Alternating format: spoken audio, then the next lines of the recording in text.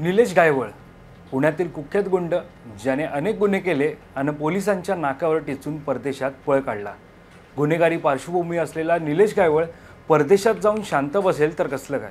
त्यानं परदेशातून महाराष्ट्रातील तब्बल 8 नेते आणि एका आयुक्ताला आरोपीच्या कचाट्यात उभं केलं आहे। तर नेमकं प्रकरण काय, राज्याच्या राजकारणात निलेश गायवळ आला कुठून, त्यानं काय गुन्हा केला, तो परदेशात कसा पळाला आणि सध्या परिस्थिती काय, आपण या व्हिडिओच्या माध्यमातून जाणून घेऊयात। नमस्कार, मी वैभव पाटील, तुम्ही पाहतात माय महानगर लाईव्ह। निलेश गायवळ म्हणजे पुण्यातील कुख्यात गुंड, सर्वसामान्यांचा बळी घेणारा राक्षस असं सध्या सर्व माध्यमांवर ऐकायला मिळतंय। पण हा निलेश गायवळ आहे तरी कोण, तर बॉस या नावाचा दबदबा पुण्याच्या गल्ल्या गल्ल्यांमध्ये आहे। 2000 ते 2003 मध्ये आपलं नाव गुन्हेगारीतल्या वर्चस्वामध्ये गाजवलेला कुख्यात गुन्हेगार निलेश बन्सीलाल गायवळ हा मूळचा राहणारा सोनेगाव तालुका जामखेडमधला आहे। शिक्षण घेण्यासाठी तो पुण्यात आला होता आणि त्याने मास्टर इन कॉमर्सची डिग्रीपर्यंत शिक्षणही पूर्ण केलं। शिक्षण पूर्ण केल्यानंतर त्याची भेट कुख्यात गुंड गजानन मारडेसोबत झाली आणि निलेश गायवळ याचा गुंडगिरीचा प्रवास सुरू झाला। गजानन मारडे आणि गायवळ या दोघांनी एका गुन्हेगाराचा खून केला। त्यानंतर दोघांनी 7 वर्षाची शिक्षाही भोगली। जेलमधून बाहेर पडल्यानंतर दोघांमध्ये आर्थिक आणि वर्चस्वावरून वाद झाला। नंतर दोघांनी वेगवेगळी पुण्यात टोळी निर्माण केली।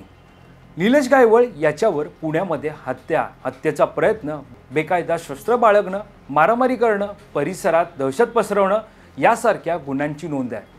पुण्यातील कोथरूड परिसरातील सुतारवाडीत निलेश गायवळची मोठी दहशत होती। मात्र गजा मारणेशी बिनसल्यावर मारणे गँगने गायवळवर 2दा हल्ले केले होते। त्याचं प्रत्युत्तर देखील गायवळ टोळीनं दिलं। पण आता प्रश्न येतो तो निलेश गायवळच्या चर्चेत येण्याचा। तर जाणून घेऊयात नेमकं काय घडतंय। निलेश गायवळ आणि सचिन गायवळ दोघेही सख्खे भाऊ, एक व्यावसायिक तर दुसरा गुंड, पण दोघेही गुन्हेगार। सध्या पुण्यात या दोघांचीही दहशत आहे। पण आता हे 2 भाऊ चर्चेत येण्याचं कारण म्हणजे निलेश गायवळ याला मिळालेला पासपोर्ट आणि सचिन गायवळ याला मिळालेला शस्त्र परवाना। पण या पासपोर्ट आणि शस्त्र परवान्यामुळे अडचणीत आले ते राज्य गृहमंत्री योगेश कदम। खरं तर पुणे पोलिसांनी कुख्यात गुंड सचिन गायवळ याचा शस्त्र परवाना नाकारला होता, पण त्याची कारणंही तशी होती।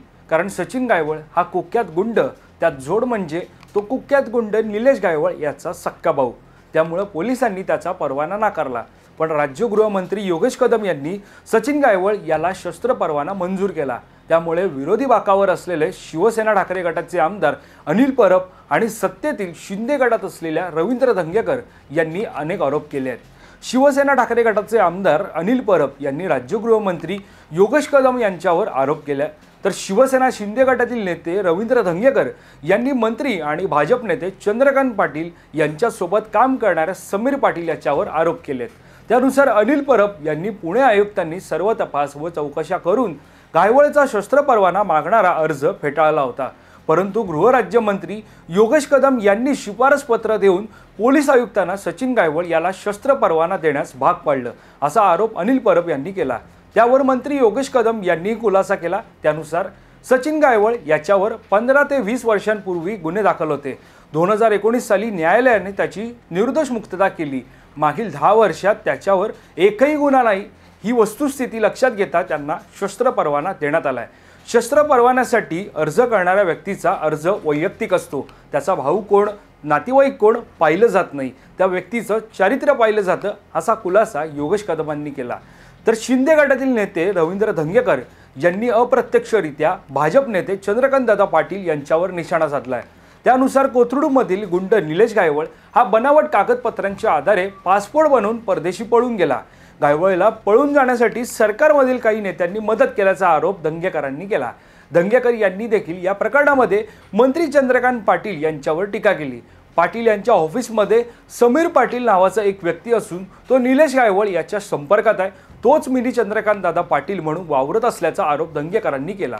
आता जाणून घेऊया समीर पाटील आहे कोण। कोथरूडमधील गुन्हेगारी, निलेश गायवळ प्रकरण, पासपोर्टची छेडछाड, सरकारी कागदांमध्ये छेडछाड करण्याच्या विरोधात पोलिसांकडे कारवाईची मागणी केली आहे। हे सगळं कोण करतं, तर समीर पाटील नावाचा व्यक्ती करतो। तर हा समीर पाटील कोण, तर चंद्रकांत पाटील यांच्यासोबत काम करणारा कर्मचारी। दादांकडून गुन्हेगारी क्षेत्रात काही लोकांना मदत तर पोलिसांना त्रास देत असल्याचा आरोप सुद्धा धंगेकरांनी केला। पोलिसांनी या समीर पाटीलची चौकशी करण्याची मागणी त्यांनी केली। पुणे पोलिसांनी जसा अंधेकर टोळीचा तपास केला तो शेवटच्या टोकापर्यंत केला, त्याचप्रमाणे देखील याचा तपास झाला पाहिजे अशी विचारणा त्यांनी केली। पण हे प्रकरण इथेच थांबत नाही, तर 8 नेते आणि 1 आयुक्त या प्रकरणामुळे गोत्यात आलाय। तर नेमकं कोण आहेत ते जाणून घेऊयात। पहिले नेते राम शिंदे। एक व्हायरल व्हिडिओ समोर आला ज्यामध्ये निलेश गायवळ त्या कार्यक्रमात आल्याचं दिसत असून तो राम शिंदे यांच्या पाया पडताना दिसत आहे। या व्हिडिओनंतर आमदार रोहित पवार यांनी राम शिंदे यांच्यावर आरोप केले।